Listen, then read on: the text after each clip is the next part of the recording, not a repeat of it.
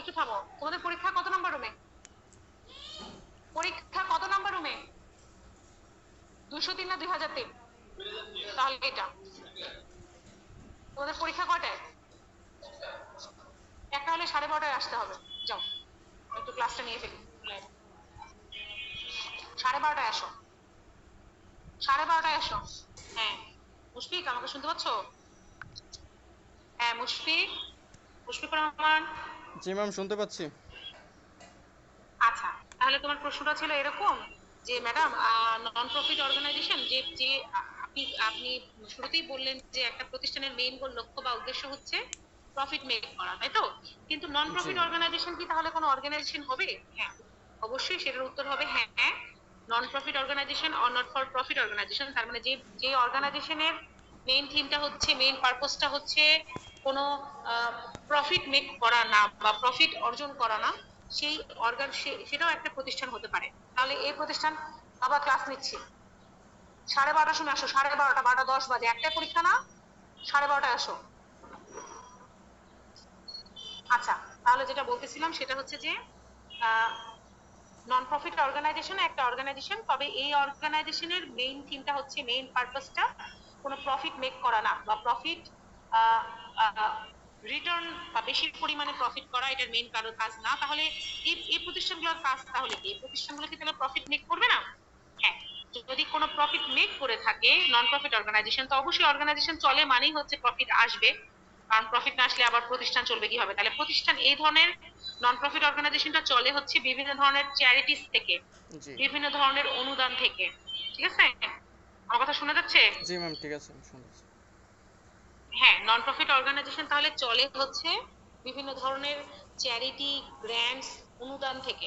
ঠিক আছে, এবং যেমন হতে পারে যে কোনো একটা চার্চ, চার্চ চার্চ কিন্তু কোনো প্রফিট মেকিং অর্গানাইজেশন না। তারপরে কোনো তুমি যদি মন্দির মসজিদ বলে থাকো, বা তুমি যদি কোনো হসপিটালের কথা বলে থাকো, কোনো শিক্ষা প্রতিষ্ঠান, পাবলিক স্কুল বা পাবলিক হসপিটাল, এদের মেইন কাজ কি কোনো প্রফিট মেক করা বা প্রফিট অর্জন করা? না। না, এদের কাজ হচ্ছে হিউম্যান ওয়েলফেয়ার করা, বা হিউম্যান মানে হিউম্যান বিং, যাতে আমি যদি বলে থাকি সোসাইটির ওয়েলফেয়ার করা বা সোসাইটির কল্যাণ করা। 12:30টার সময় আসতে হবে, ক্লাস নিচ্ছি, ক্লাস নিচ্ছি আমি জুমে। একটাই পরীক্ষা না বাবা, 12:30টায় আসতে হবে, 12:30 আমি সুন্দর করে এরকম ছেড়ে দিব, আমি ক্লাসটা নেই। হ্যালো, আচ্ছা, জি ম্যাম, শুনতে তাহলে পাচ্ছি। যেটা বলতেছিলাম সেটা হচ্ছে এমন সমস্যা যে এই যে বসে, যে রুমে বসে ক্লাস নিচ্ছি সেই রুমে ওরা পরীক্ষা, স্টুডেন্ট যারা পরীক্ষা দিবে তারা ঢুকতে যাচ্ছে, ওদের পরীক্ষা একটাই, ওরা এখনই ঢুকতে যাচ্ছে, বলো দেখি। জি সাড়ে ম্যাম, বারোটার ঠিক সময় আছে। ঢুকবে, ওদের নিয়েও ঠিক আছে, বুঝতে আগে ঢুকবে, যাই হোক আর কথা। ঠিক আছে। আচ্ছা, যেটা বলতেছিলাম সেটা হচ্ছে তাহলে এই প্রতিষ্ঠানগুলো চলবে কি দিয়ে? এই প্রতিষ্ঠানগুলো বিভিন্ন ধরনের অনুদান, গ্র্যান্ট, চ্যারিটি, আচ্ছা, এগুলো দিয়ে চলবে, ভালো কথা। তাহলে এই প্রতিষ্ঠান থেকে যদি কোনো লাভ আসে, যদি কোনো প্রফিট আসে, তাহলে এই প্রফিটটা কি কাজে ব্যবহার করা হবে? অবশ্যই এই, যেমন তুমি বিভিন্ন ধরনের ফাউন্ডেশনের কথা শুনো না, জি জি আহসানুল্লাহ ফাউন্ডেশন, জি বিভিন্ন জি ধরনের ফাউন্ডেশন আছে না? এই ফাউন্ডেশন গুলো কিন্তু ওই চ্যারিটি বা গ্র্যান্টস বা অনুদান দিয়ে চলে, এবং সেই অনুদান কিন্তু, যে অনুদান থেকে যে প্রতিষ্ঠান চলার কারণে যে প্রফিটটা আসতেছে, যে প্রফিটটা মেক করা হচ্ছে, এই প্রফিটটা কিন্তু ওই ওনার বা ওই মালিককে দেওয়া হয় না, এই প্রফিটটাও কিন্তু জনকল্যাণে বা হিউম্যান ওয়েলফেয়ার এর কারণেই ব্যবহার করা হয়। ক্লাস নিচ্ছি, ঠিক আছে? বুঝতে পারছো না পারো? জি, বুঝতে পারছি। আচ্ছা, তাহলে আমাদের এই প্রশ্নটা এই পর্যন্তই শেষ হলো, যে ম্যাম, এখানে প্রফিট বুঝতে মেকিং পারছি যেমন অর্গানাইজেশন হোক। বিজনেস করা হয়, যেমন আমরা সাধারণত কোম্পানির সাথে থাকে বা যে কোনো কাজে, কিন্তু অর্গানাইজেশন এটা দুই ধরনের সংস্থা হিসেবে কাজ করে না এবার এরকম। হ্যাঁ, হ্যাঁ, অর্গানাইজেশন হোক, বিজনেস হোক, যেটাই হোক না কেন, হতে পারে প্রফিট মেকিং অর্গানাইজেশন, হতে পারে not for profit making organisation. বুঝা গেছে? জি কারণ তারাও কিন্তু কার্যকলাপ চালায়, যে যেগুলো নন প্রফিট অর্গানাইজেশন আছে তারাও কার্যকলাপ চালায়। তাদের থেকে যদি কোনো প্রফিট মেক করা হয়, তাহলে সেটা কিন্তু কেউ, কোনো নির্দিষ্ট ব্যক্তি বা কোনো ওনার পাবে না বা ফাউন্ডেশনের মালিক পাবে না, এটা খরচ হবে হচ্ছে হিউম্যান ওয়েলফেয়ারের জন্য। বুঝা গেছে? জি। তার মানে বুঝা গেছে? কোশ্চেনটা ছিল এখানে যে এটাও কি একটা বিজনেস কিনা, এরকম ছিল মনে হয়। হ্যাঁ, এটা একটা বিজনেস, এটা একটা অর্গানাইজেশন। ওকে, জি ম্যাম। এটা একটা বিজনেস। ওকে, এখন আমি নেক্সট কোশ্চেনে চলে যাচ্ছি, বুঝতে পারছো কিনা পারো নেই? জি ম্যাম, বুঝতে পারছি। Okay, what are the basic features of business? বিজনেসের কিছু বেসিক ফিচার বা কিছু বৈশিষ্ট্য বা ক্যারেক্টারিস্টিক্স বা এলিমেন্টস থাকবে, সেগুলো কি কি? আহ, আমি কি স্ক্রিন শেয়ার করব? জি ম্যাম, তোমার কাছে তো স্ক্রিন সামনে তো শেয়ার বই করলে নাই ভালো নিশ্চয়ই, হয়। না?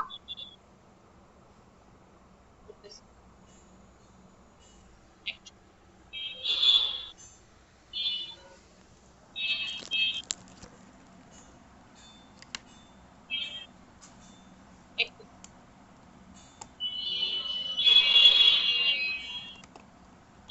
আচ্ছা, স্ক্রিনটা কি দেখতে পাচ্ছ?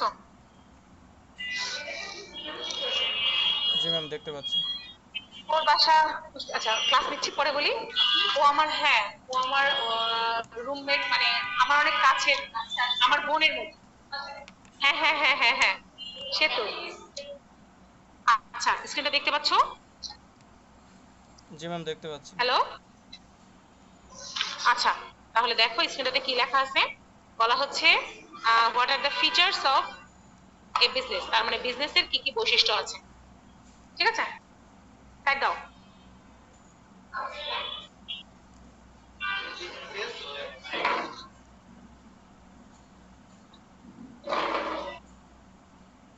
তোমাদের জন্য ক্লাস নিতে অসুবিধা।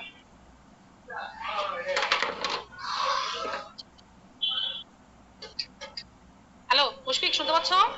জি ম্যাম, শুনতে পাচ্ছি। হ্যালো, আচ্ছা, অস্থির হয়ে গেছে পরীক্ষার হলে ঢোকার জন্য। কি আর করা, রুম ছেড়ে দিলাম, যা ক্লাস।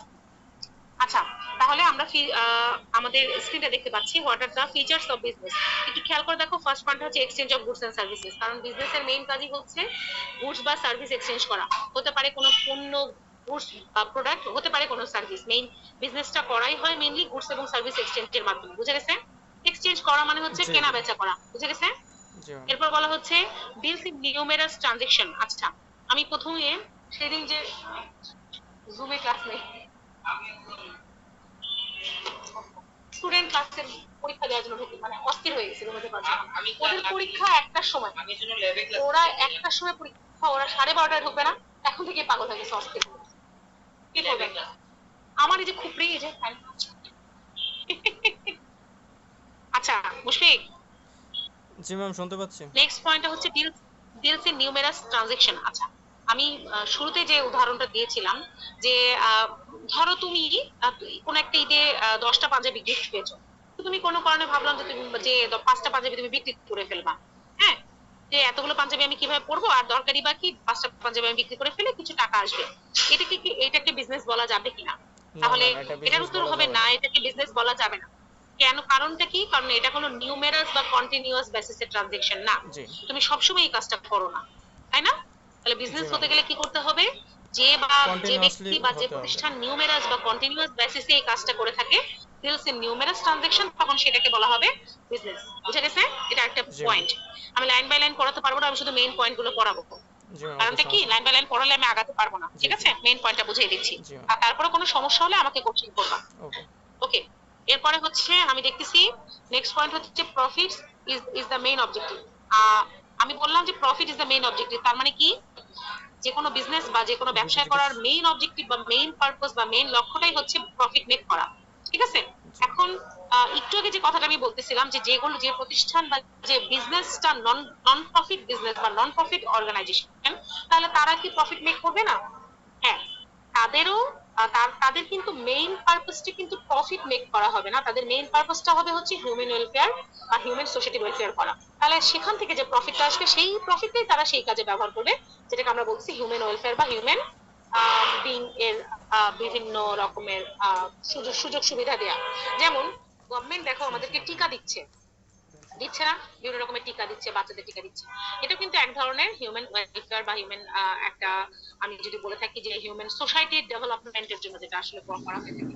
বিভিন্ন পার্ক, বিভিন্ন হসপিটাল, এডুকেশনাল অর্গানাইজেশন, বিভিন্ন চার্চ বা ধর্মীয় প্রতিষ্ঠান, এগুলো সবই হচ্ছে এই এই প্রতিষ্ঠানগুলো বা এগুলোকে পুরোপুরি ব্যবসা প্রতিষ্ঠান বলা যাবে না, পুরো দস্তুর ব্যবসা প্রতিষ্ঠান বলা যাবে না, কিন্তু তাদেরকে অর্গানাইজেশন বা বিজনেস বলা যেতে পারে। তবে পুরো দস্তুর বলা যাবে না, কারণ তাদের মেইন পারপাস প্রফিট মেক করা না। ঠিক আছে? জি ম্যাম, ঠিক আছে। এরপর আমি বলতেছি রিস্ক এন্ড আনসার্টেনিটিস। তুমি যে কোনো ধরনের ব্যবসা করার ক্ষেত্রে তোমার অবশ্যই রিস্ক এবং অনিশ্চয়তা, মানে ঝুঁকি এবং অনিশ্চয়তা থাকবে। তুমি যখনই তুমি যে কোনো ধরনেরই ব্যবসা প্রতিষ্ঠান চালাও না কেন, প্রাইভেট হোক পাবলিক হোক, যে কোনো ধরনের ব্যবসা প্রতিষ্ঠান, তোমার কি থাকবে সেখানে অবশ্যই তোমার ঝুঁকি থাকবে ঝুঁকি বা থাকবে, হ্যাঁ। অনিশ্চয়তা থাকবে। তুমি যে কোনো কাজে জানা তুমি ঝুঁকি ছাড়া কোনো কাজেই তুমি ইনভেস্ট করতে পারবে না, এবং ঝুঁকি ছাড়া তুমি কোনো কাজেই সেখান থেকে তুমি লাভবানও হতে পারবে না। মানে আমি যদি এক সেন্টেন্সে বলি, নো রিস্ক নো গেইন। তার মানে কি, ঝুঁকি নিবা না, রিস্ক প্রফিটও পাবা ছাড়া না, কোনো গেইনও কিছু পাবা না। না। বুঝে গেছে? ওকে। বায়ার এন্ড সেলার, বিজনেসের ক্ষেত্রে প্রত্যেকটা জায়গায় আমি বললাম exchange of goods and services, সেক্ষেত্রে বায়ার এবং সেলাররা এই কাজটা করবে। বায়ার মানে যে ক্রেতা, সেলার মানে যে বিক্রেতা এই কাজটা করবে। কানেক্টেড উইথ প্রোডাকশন, অবশ্যই সেটা হতে পারে গুডস এবং সার্ভিস, যে কোনো ধরনের প্রতিষ্ঠানই হোক না কেন, তারা কিন্তু ওই প্রোডাকশন রিলেটেড কাজগুলো করবে। বুঝে গেছে? জি ম্যাম। এখন গুডস এবং সার্ভিস প্রোডাকশন, যদি পণ্য তৈরি করা হয়, পণ্য তৈরি করে কিন্তু স্টোর করা যায় বা রেখে দেওয়া যায়, কিন্তু সার্ভিস কিন্তু তৈরি করে রেখে দেওয়া যায় না, স্টোর করা যায় না, সার্ভিস কিন্তু সরাসরি দিতে হয়, তাই জি না? জি তুমি একজন আর্কিটেকচার, একজন ইঞ্জিনিয়ার, একজন ডক্টরের কাছে যাও, সে কিন্তু পণ্যটা তৈরি করে বা সার্ভিসটা তৈরি করে রেখে দিয়ে অন্য সময় তোমাকে দিতে পারছে না, সার্ভিসটা হচ্ছে তোমাকে দিতে হচ্ছে। আমি বলবো যে সার্ভিসের জন্য এটাও কিন্তু প্রোডাক্ট বা সার্ভিস, এটাও কিন্তু একটা প্রতিষ্ঠানের বা একজন ইন্ডিভিজুয়ালের বিজনেস করার একটা মাধ্যম হতে পারে। Marketing and distribution of goods, অবশ্যই তুমি পণ্য বা সার্ভিস তৈরি করলা বা সার্ভিস ভালো দিচ্ছ, কিন্তু সেটা যদি তুমি মার্কেটিং না করো, সেটা যদি তুমি প্রমোশন, বিভিন্ন ভাবে অ্যাডভার্টাইজিং না করো, প্রমোশনাল অ্যাক্টিভিটি ইউজ না করো, তাহলে কিন্তু ওই পণ্য বা সার্ভিস সম্পর্কে কিন্তু কাস্টমাররা জানবে না। সেক্ষেত্রে কিন্তু তারা যদি না জানে, তাহলে কিন্তু ওই পণ্য বা সার্ভিসের মার্কেটিং না হলে সেই পণ্য বা সার্ভিস কিন্তু বিজনেসও করা তুমি করতে পারবে না। আর বিজনেস করলেও সেখান থেকে তুমি প্রফিট মেক করতে পারবে না। বুঝে গেছে? জি ম্যাম। আচ্ছা। এখন তুমি যদি বলো যে একটু আগে যে উদাহরণটা দিলাম যে একটা ধর্মীয় প্রতিষ্ঠান, এটা কি বিজনেস? তাহলে আমি বলবো যে নো, এটাকে তুমি সম্পূর্ণরূপে বিজনেস বলার কোনো সুযোগ নাই। কারণ এই ধরনের প্রতিষ্ঠানগুলোকে বলা হয় হচ্ছে চ্যারিটেবল অর্গানাইজেশন চ্যারিটি বা বা নন প্রফিট ধর্মীয় অর্গানাইজেশন। প্রতিষ্ঠান বা নন প্রফিট অর্গানাইজেশন বা শিক্ষা প্রতিষ্ঠান বা হসপিটাল, এগুলোকে তুমি কখনোই কোনোভাবেই পুরোদস্তুর বিজনেস অর্গানাইজেশন বলতে পারবে না। তবে এগুলোকে বিজনেস বলতে পারবে না, তবে এগুলোকে তুমি প্রতিষ্ঠান বলতে পারবা। ঠিক আছে? জি যাদের কাজ হচ্ছে, যাদের মেইন লক্ষ্য বা উদ্দেশ্য হচ্ছে হিউম্যান ওয়েলফেয়ার করা বা সোসাইটি ডেভেলপমেন্টের কাজ করা। আচ্ছা, এরপরে আমি 8 নম্বর পয়েন্ট লিখেছি deals in goods and services. এই গুডস এন্ড সার্ভিস নিয়ে শুরুতেই যে কথাটা বললাম, এরা আসলে বিজনেসের মেইন পারপাস হচ্ছে গুডস এবং সার্ভিস নিয়ে এরা কাজ করে। বুঝে গেছে? জি। আরো একজন হয়, তাহিরা দেরি কেন করলা? তোমাদের ক্লাস 12টায় না? তাহিরা, আমার ফোনের আমি ডিসপ্লে চলে গেছিল, এই জন্য ল্যাপটপে করতে করতে দেরি হয়ে গেছে। সেই 12টা থেকে আমি অপেক্ষা করছি, তোমাদের জুম লিংক দিয়ে তারপরে দিয়েছি। কারেন্টও ছিল না, এর জন্য দেরি হয়ে গেছে। ও আচ্ছা আচ্ছা, বুঝতে পেরেছি। ইলেকট্রিসিটি না থাকলে তার কিছু করার নেই। যাই হোক, ক্লাসে ইন টাইমে আসার চেষ্টা করতে হবে। আর যেহেতু অল্প সময়ের জন্য ক্লাস, একটা সেশনে যে যে ক্লাসটুকু যতটুকু ক্লাস হয় ততটুকু, তাই না? এর বেশি তো ক্লাস নেওয়া, অনলাইনে এত বেশি ক্লাস নেওয়া যায় না। ওকে, তাহলে আমরা what are the basic features or characteristics of business এগুলো পড়লাম। ওকে, এরপরে আমরা যেটা পড়বো সেটা হচ্ছে এরপরে হচ্ছে money making is the sole objectives of a business, do you think so? আচ্ছা, আমি একটু আরেকটা প্রশ্নতে যেতে চাচ্ছি। 3 নম্বর প্রশ্ন, আমি তোমাদের স্ক্রিনটা শেয়ার করি, হ্যাঁ? Okay ma'am. একটু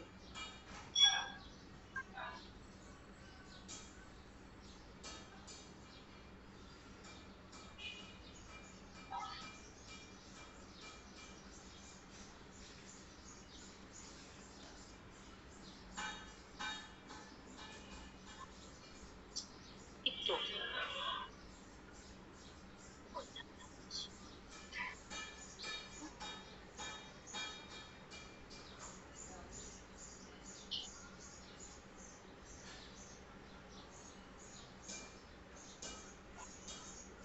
আচ্ছা, নেক্সট যে প্রশ্নটা পড়াবো সেটা হচ্ছে money making is the sole objective of business. তার মানে কি?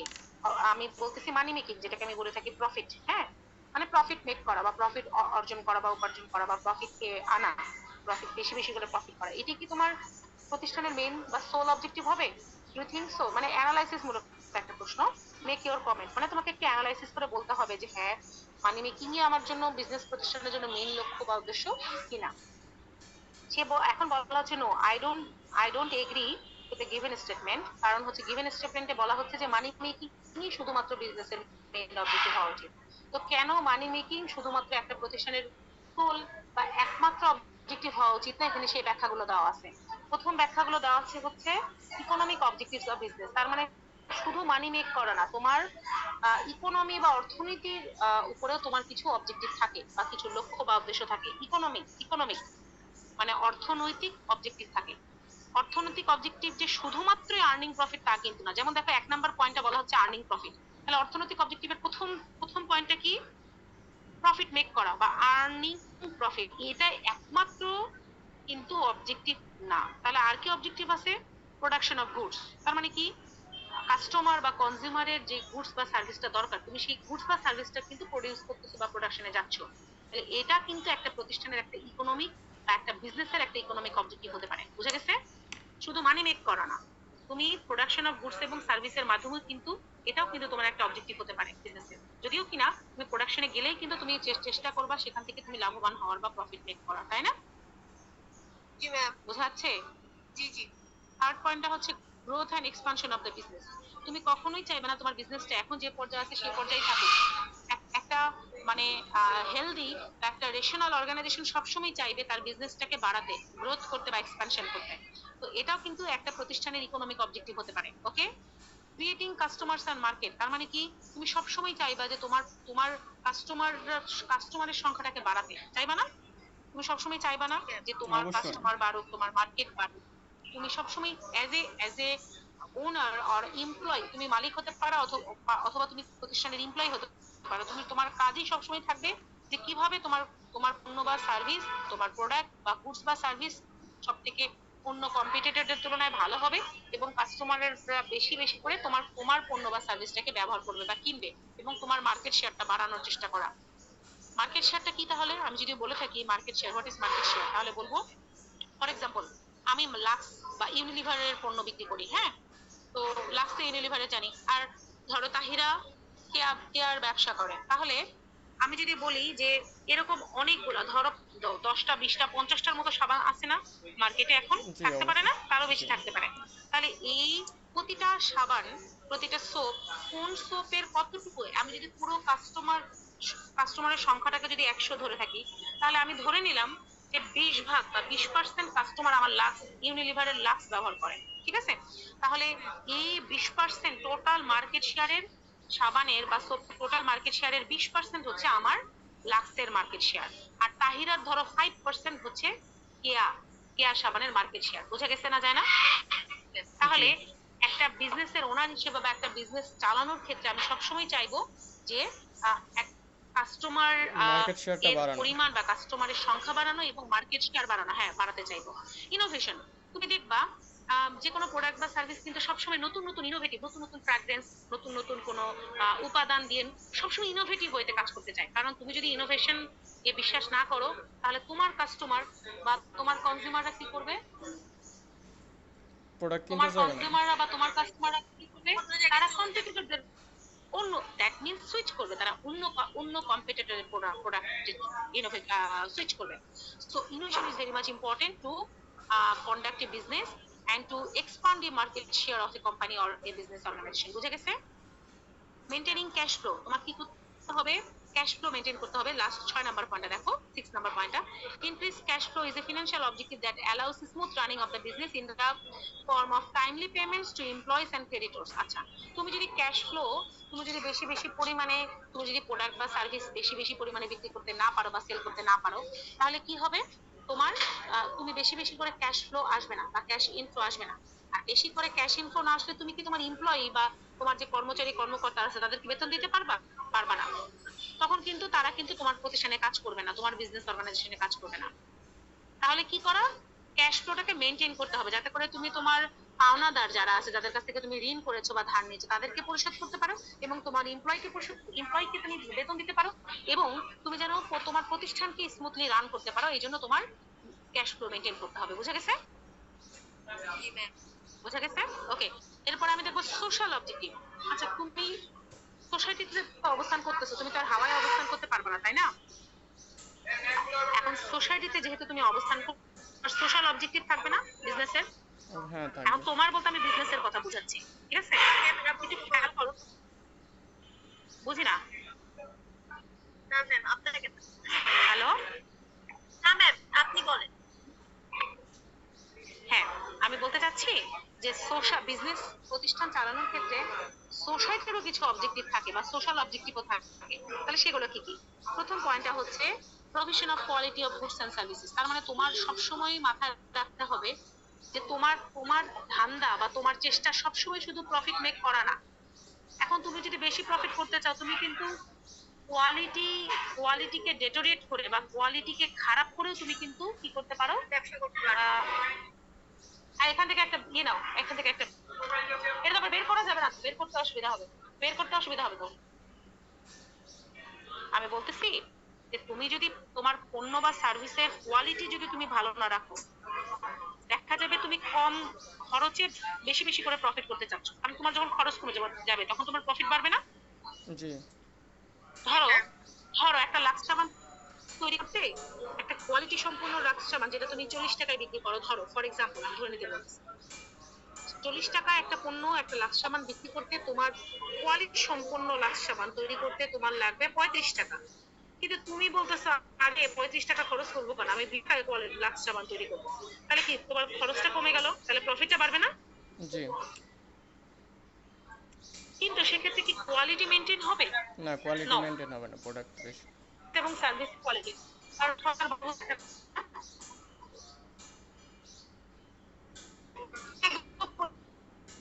চলে আস।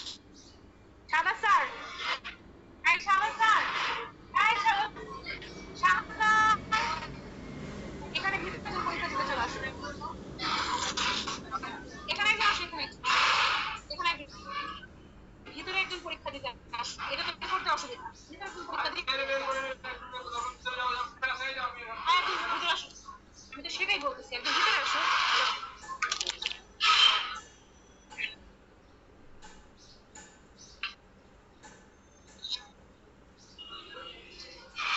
সরি, পরীক্ষার্থী মানে গ্যাঞ্জাম বাধায় দিচ্ছে, আমাদের পরীক্ষার্থীরা পরীক্ষা দিচ্ছে, তারা কোনো পাচ্ছে না। ফ্যানের বাতাস পাচ্ছ না? হ্যাঁ, এই ফ্যানের বাতাস পাচ্ছ না? হ্যাঁ, বুঝতে পারলাম। আচ্ছা, তাহলে আমি বললাম যে হচ্ছে পণ্য বা সার্ভিসের কোয়ালিটিটা মেনটেন করা, এটাও কিন্তু গুরুত্বপূর্ণ একটা বিষয়। এটা হচ্ছে সোশ্যাল অবজেক্টিভ, যে তোমার সোসাইটির প্রতি একটা দায়বদ্ধতা থাকবে। এরপর হচ্ছে রিজনেবল প্রাইসেস। এখন তুমি একটা পণ্যের প্রাইস হঠাৎ করে অনেক বেশি দামে পণ্যের দাম, মানে আমরা বাংলা বাংলা ভাষায় যেটা বলে থাকি, মানে হাই প্রাইস ঢাকায় ফেললাম, তো সেটা কি হবে? সেটা কিন্তু সোশ্যাল অবজেক্টিভ কিন্তু হচ্ছে না, সোশ্যাল অবজেক্টিভ ফুলফিল হচ্ছে না। তার মানে সোসাইটি, তুমি বিজনেস করবা কিন্তু তোমার সোসাইটির প্রতি কিছু অব্লিগেশনস বা কিছু তাদের প্রতি কিছু দায়িত্ববোধ বা তাদের প্রতি কিছু তোমার যে নৈতিকতা, এটা রেখে তোমার বিজনেস করতে হবে। তো তোমার রিজনেবল প্রাইস সেট করতে হবে। Provision of employment. A business is expected to provide the means of livelihood to the members of the society. Business provides self-employment to the owners and offers jobs to large number of people. Business কি করতেছে? তোমার একটা self employment তৈরি করছে, তার মানে এমপ্লয়ীদেরকে কাজ দিচ্ছে, চাকরি দিচ্ছে, এবং এমপ্লয়ীরা কি করছে, সেখান থেকে লাভবান হচ্ছে, সেখান থেকে তারা তাদের লাইভলিহুড চালাচ্ছে, তারা তাদের ব্যবসা প্রতিষ্ঠান তারা সরি, এমপ্লয়ীরা সেখান থেকে তাদের তাদের সংসারটা চালাচ্ছে। তাহলে এটাও কিন্তু সোসাইটির একটা ওয়েলবিং বা সোসাইটির একটা ওয়েলফেয়ার হচ্ছে। বুঝে গেছে? জি ম্যাম। এরপরের পয়েন্ট, আরো 3টা পয়েন্ট আছে, পয়েন্টগুলো একটু পড়াই।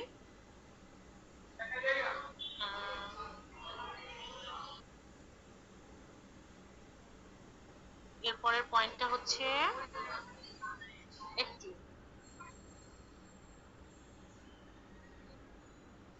ওকে, এরপর হচ্ছে পেমেন্ট অফ ট্যাক্সেস। দেখতে পাচ্ছ payment of taxes? G ma'am দেখাচ্ছে।